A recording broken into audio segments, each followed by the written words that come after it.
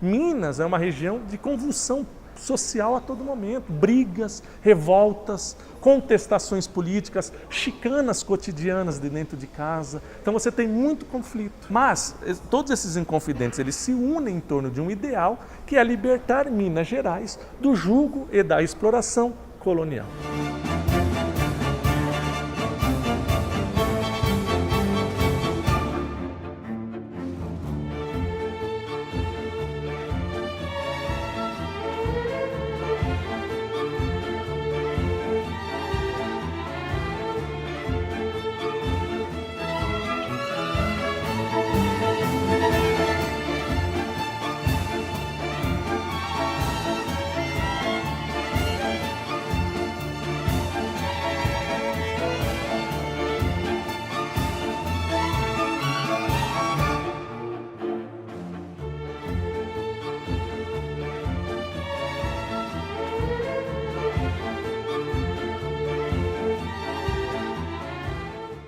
Existia a possibilidade dos inconfidentes abolirem a escravidão? Primeiro, eu como leitor da documentação da Inconfidência, dos depoimentos, da poesia desses inconfidentes, eu não enxergo que eles eram escravistas. Eles poderiam concordar com a abolição, com princípios de liberdade de escravos, mas falar que esses inconfidentes eles eram abolicionistas, eles iriam libertar os seus escravos, eu acho que é demais. Por quê? Esses proprietários, esses grandes proprietários, dependem dos escravos para fazer funcionar suas propriedades. A Inconfidência não existiu. Na verdade, é essa a questão. A Inconfidência Mineira é um movimento que não existiu. Por que ela não existiu? Porque ela foi denunciada pelo coronel Joaquim Severo dos Reis antes do início do movimento.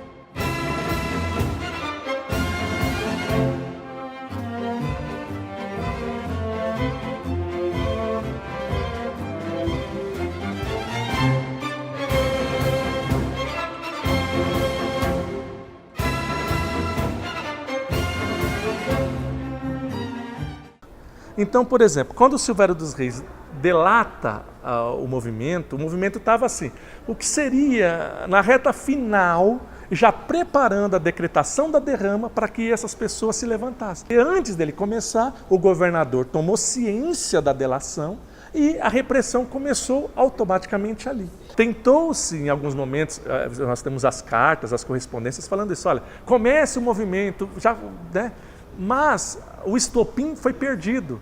Por quê? Esperava-se a decretação da derrama e ela não foi decretada. Então a população que poderia rebelar-se contra a cobrança exacerbada do imposto, em atraso, vai se rebelar por quê?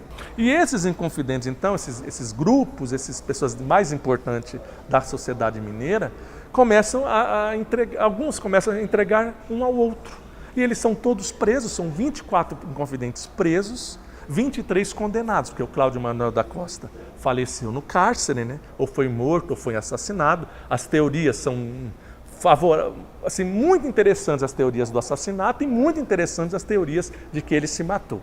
A gente pensar que os inconfidentes são execrados publicamente em Minas, mas fora dali eles vão constituir a sua vida privada e vão trabalhar. Outros casos, por exemplo, outros inconfidentes que vão para a África exercem atividades administrativas no alto escalão local do governo. Porque você não tem, às vezes, na África, pessoas qualificadas para exercer algumas atividades. Então esses personagens vão fazer o quê? Eles vão ser incluídos na administração pública local. Primeiro ponto que nos fica. Quando a Inconfidência Mineira é denunciada, as pessoas começam assim a entregar, eles são presos e remetidos, uma parte para o Rio de Janeiro, uma parte fica nos cárceres em Vila Rica, E aí, aos poucos, vão indo todos para o Rio de Janeiro. São presos por aqui nas fazendas. Por exemplo, o comboio que vai buscar José de Rezende Costa é o mesmo que pega o Alvarenga Peixoto. Eles vão passando nas propriedades, prendendo as famílias e vão descendo. Alguns tentaram fugir, não conseguiram, foram presos, e aí vai. E todos foram levados para o Rio de Janeiro. Chegando no Rio de Janeiro, o que aconteceu? Eles vão ser julgados, e em 1792, dia 20 de abril, é decretada, então, a sentença final. Todos os inconfidentes, com exceção do Tiradentes, têm a sua pena de morte anteriormente decretada, dia 17, de abril. Dia 20 de abril, todas as penas são comutadas para o degredo na África, com exceção do Tiradentes, que foi o único a assumir o crime e a falar, literalmente, ele falou, eu sou inconfidente, eu me rebelei contra o jugo português na América, então ele está decretando, assinando a sua sentença de morte. O Tiradentes, ele tinha um papel fundamental, não só por ser militar, mas ele era um cara falastrão, um cara popular, ele era a pessoa responsável por ir, talvez, matar o governador e fazer a proclama de liberdade, pelo menos da capitania de Minas Gerais. O que nos fica desses movimentos rebeldes, por exemplo, de Minas Gerais? São movimentos de contestação à ordem, isso é importante a gente sempre frisar isso. Eles contestavam a imposição, as medidas administrativas portuguesas no local, ou seja, a extrema exploração que Minas Gerais vivenciava.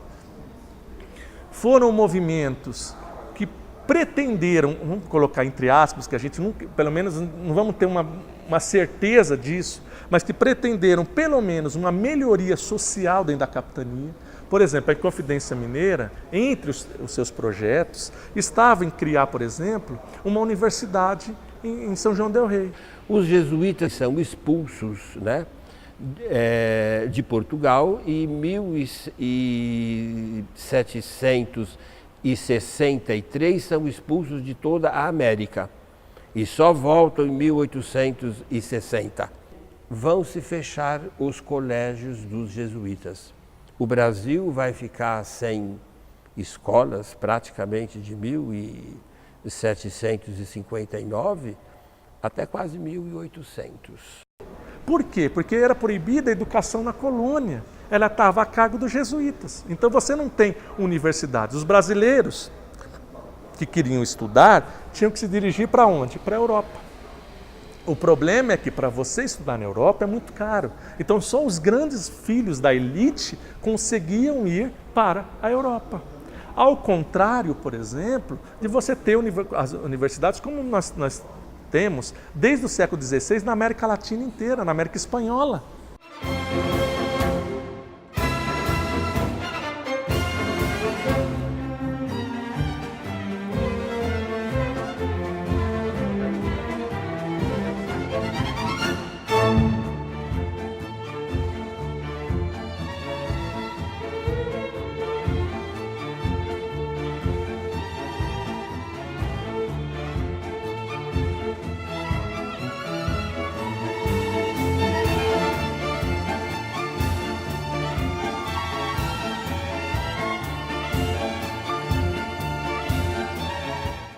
E não é que no final das contas a gente também tem uma história a lá Romeu e Julieta.